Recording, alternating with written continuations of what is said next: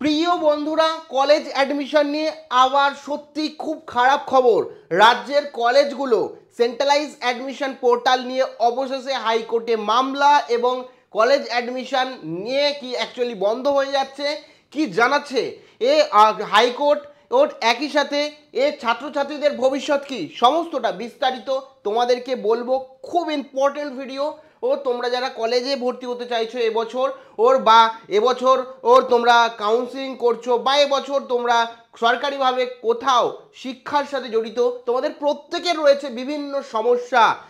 কি হচ্ছে কি জানালো সমস্তটা এক্সপ্লেন করবো। কাজে ভিডিওটা প্রথম থেকে শুরু করে শেষ পর্যন্ত ওয়াচ করো, কোথাও স্কিপ করো না। ভিডিওটি ভালো লাগলে অতি অবশ্যই একটি লাইক প্রদান করো। আমাদের পরিবারের সদস্য না হয়ে থাকলে সাবস্ক্রাইব বাটনে ক্লিক করে বেল আইকনে ক্লিক করে অল নোটিফিকেশনে ক্লিক করে আমাদের পরিবারের সদস্য হয়ে ওঠো।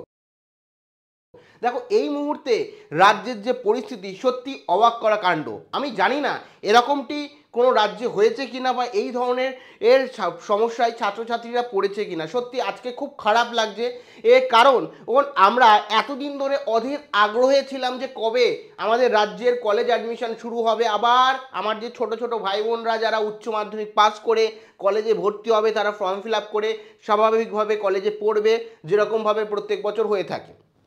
আর সেই মাঝেই এই সমস্যা একটা ছিল, যেটা হচ্ছে ওবিসির জট, যার কারণে সুপ্রিম কোর্টে মামলা চলছিল এবং সুপ্রিম কোর্টের থেকে হাইকোর্টে নির্দেশ দেওয়া হয়েছিল যে ওবিসি ক্যাটাগরিকে নিয়ে। এবং তারপরে আমাদের রাজ্যের মাননীয় মুখ্যমন্ত্রী জানালো যে তোমাদের যে 17% নিয়েই রিজার্ভেশন হবে এবং যেখানে 140টা ওবিসি সম্প্রদায় এই ওবিসি ক্যাটাগরির মধ্যে থাকবে। তারপরে আমরা প্রত্যেকেই আনন্দিত ছিলাম যে না, অবশেষে রাজ্যে আবার সমস্ত প্রক্রিয়া চালু হচ্ছে, কলেজ অ্যাডমিশন চালু হবে এবং রাজ্যের মুখ্যমন্ত্রীও জানিয়ে দিয়েছিল এবছর সমস্ত চাকরি পরীক্ষা সমস্ত কিছু স্মুথভাবে হতে চলেছে।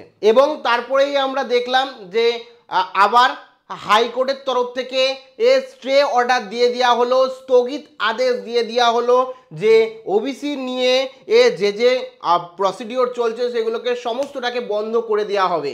এবং তার মাঝেই আমরা দেখলাম যে যাদবপুর ইউনিভার্সিটির মতো ইউনিভার্সিটি যেখানে নোটিশ দিয়েও নোটিশকে তুলে নেওয়া হলো অ্যাডমিশনের তো এই সমস্ত প্রক্রিয়া দেখেও আমাদের মনের মধ্যে একটা ছিল, রাজ্যে শিক্ষা দপ্তর কিন্তু অফিসিয়ালভাবে আবার নোটিশ, হয়তো কলেজ অ্যাডমিশনও এই মুহূর্তের জন্য স্থগিত করে দেবে, কিন্তু কোনো নোটিফিকেশন আসেনি।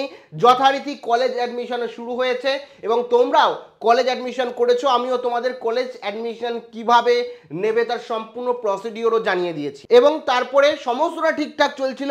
অবশেষে এই যে সেন্ট্রালাইজ কলেজ অ্যাডমিশনে 460টারও বেশি কলেজ যে রয়েছে, এই সমস্ত কলেজকে পার্টি করে আবার কিন্তু হাইকোর্টে মামলা হয়েছে, যে মামলা কিন্তু এই মুহূর্তে হাইকোর্টে রয়েছে এবং সেটাকে অ্যাকসেপ্টও করে নেওয়া হয়েছে।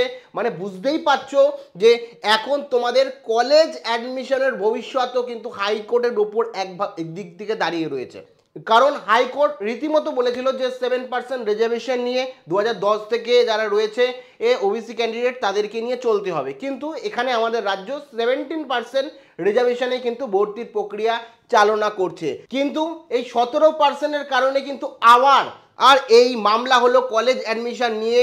তো 460টি শুধুমাত্র এই সেন্ট্রালাইজ পোর্টালে যারা রয়েছে, তো অবশেষে বুঝতেই পারছো একটা অনিশ্চয়তার মধ্যে হয়তো ছাত্রছাত্রীরা এখানে রয়েছে। ছাত্রছাত্রীরা নিজেই বুঝতে পারছে না যে অ্যাডমিশন করছি এটা অ্যাকচুয়ালি কাজে লাগবে কি লাগবে না, কি হবে, কখন বন্ধ হয়ে যাবে, কখন আমার অ্যাডমিশন বাতিল হয়ে যাবে, কখন কি সমস্যা হবে। এই আইনি জটিলতার মাঝে একদিকে যেরকম শুধুমাত্র যে কলেজ অ্যাডমিশন তা না, যেখানে যেখানে 70% রিজার্ভেশন থাকবে ওবিসি, সেখানেই কিন্তু হাইকোর্ট মনে হচ্ছে যা দেখছি সেই অনুযায়ী স্টে লাগিয়ে দেবে। যদি জয়েন্টের রেজাল্টও বেরোয়, কাউন্সিলও যদি এতে হয়, সেক্ষেত্রে কিন্তু সেখানেও স্টে হবে। তো জানি না কেন রাজ্য সরকার সেন্ট্রালাইজ অ্যাডমিশন হোক বা অন্যান্য কার্যে ওবিসির যে নির্দেশ রয়েছে 7% সেই নিয়ে কেন এগিয়ে যাচ্ছে না। তোমাদের কি মনে হয় এ বিষয়ে অবশ্যই কমেন্টে জানাবে। সত্যি আমার খারাপ লাগছে, কারণ এখানে ছাত্রছাত্রীরাও ভাবছে কি হচ্ছে, আমাদের নিয়ে কি খেলা হচ্ছে। একবার আমরা অ্যাডমিশন হবে, এমনিতে ওবিসির জন্য ও পিছিয়ে গেল, আবার অবশেষে চালু হলো, তারপরে আবার বন্ধ হয়ে যাচ্ছে। কি হচ্ছে এই নিয়ে ছাত্রছাত্রীরাও কিন্তু দুশ্চিন্তার মধ্যে।